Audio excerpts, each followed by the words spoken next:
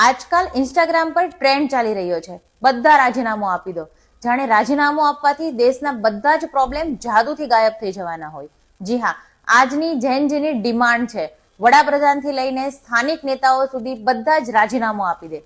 પણ વાસ્તવિકતા એ છે કે ગુસ્સો સાચો પણ હોઈ શકે, પણ રસ્તો છે ને એ ખોટો છે.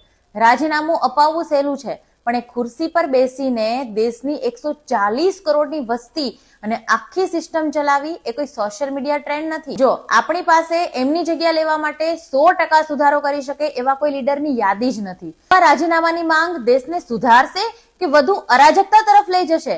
બદલાવ માત્ર નેતા બદલવાથી નથી આવતો, વિકલ્પ અને વિચાર બદલવાથી આવે છે. ચાલો તમારી વાત માની લીધી, મોદીજીએ રાજીનામું આપી દીધું, રીવાબા જાડેજાએ રાજીનામું આપી દીધું, આખી સરકારે રાજીનામું આપી દીધું. હવે મને સચોટ જવાબ આપો, આગામી વડાપ્રધાન કોણ? એની સામે એની પાસે સિસ્ટમ સુધારવાનો 100% એક્શન પ્લાન શું હશે? અને શું એ ગેરંટી આપશે કે આવ્યા પછી ભ્રષ્ટાચાર કે ખામીઓ પૂરી થઈ જશે? જો આ ત્રણેય પ્રશ્નોના જવાબ તમારી પાસે નથી તો તમારો વિરોધ માત્ર ને માત્ર એક ટ્રેન્ડ છે, કોઈ સોલ્યુશન નથી.